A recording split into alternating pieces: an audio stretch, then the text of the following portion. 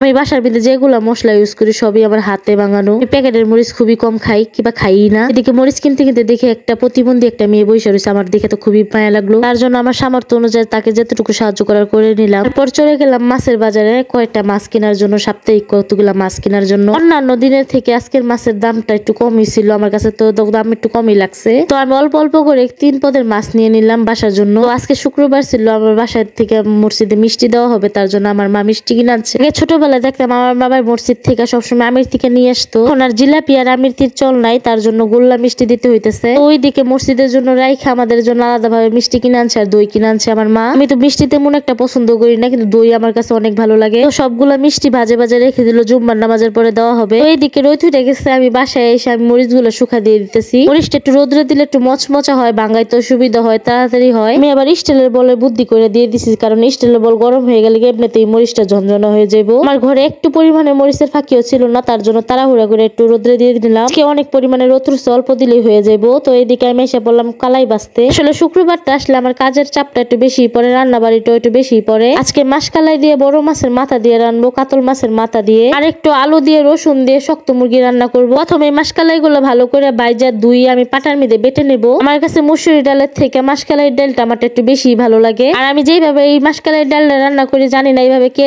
রান্না করে, কিন্তু আমি এইভাবেই রান্না করি। তো ওইদিকে আমি মরিচ গুলা ভাঙাইতে দিছিলাম, তো আমার মরিচ গুলা ভাঙাই নিয়ে আসা পড়ছে। মরিচের কালারটা এত পরিমাণে লাল ছিল, মাশাআল্লাহ দিলে এক বয়ম হয়ে গেছে। মরিচ গুলো এত পরিমাণের ঝাল, আমার 1 বছর অনায়াসে চলে যাবে। আমি মরিচ গুলো বয়মে ভরে রোদ্রে দিয়ে এই মাইশা পড়লাম রান্না বসাইতে। তখন এই মরিচের জন্য ওয়েট করতেছিলাম, কারণ আমার ঘরে শুকনা মরিচ ছিল না, মানে আমার শুকনা মরিচের ফাঁকি ছিল না। এদিকে আমি মাসকালাই গুলো ভালো করে পানি দিয়ে একটু মিশিয়ে নিতেছি। একদিকে আমি ডেস্কি বসাই দিছি চুলার মধ্যে, গরম তেলের সাথে একটু তেজপাতাও দিয়ে দিছি 2-3টা, সাথে দিছি পেঁয়াজ রসুন আর গাছ থেকে ছিঁড়া কাঁচামরিচ, মানে একটু আদা বাটা রসুন বাটা আর জিরা বাটা আর সব অন্যান্য মশলা সবকিছু দিয়ে কষাই নিতেছি। আসলে কাতল মাছের মাথাটাই অনেক বড় হয়, তো আজকে এই মাথা দিয়ে এই ডালটা রান্না করবো। মাথাটা ভালো করে কষাই নিতেছি, ভালো করে মাছটা দিয়ে লাড়াচাড়া দিয়ে একটু ঢাইকা দিলাম যাতে একটু সিদ্ধ হয়। সিদ্ধ হওয়ার পরে চামিচ দিয়ে গুতিয়ে গুতিয়ে আমি এই মাছটা ভাঙতেছি। আমার কাছে লাউ দিয়া বড় মাছের মাথা দিয়া কিংবা ডাল দিয়ে ভাঙ্গা টেঙ্গা রান্না করলেই বেশি ভালো লাগে। মাছটা ভালো করে কষায় আমি ডাল ফেটে রাখা ডালগুলো দিয়ে দিলাম। এখন ডাল আর মাছগুলো ভালো করে কষায় নেবো। মাসকালাই দেওয়ার সাথে সাথে একটা জিনিস খেয়াল করবেন, ডালটা কিন্তু তলার মধ্যে লেগে যায়, তার জন্য ঘন ঘন লাড়া দিতে হয়। তো পানি দিয়ে আমি ঢেকে দিলাম। ওইদিকে আমার মাসকালাই হইতেছে আর আমি মুরগির মাংস ম্যারিনেট করে রাখার জন্য আমি মেখে নিতেছি সবকিছু দিয়ে।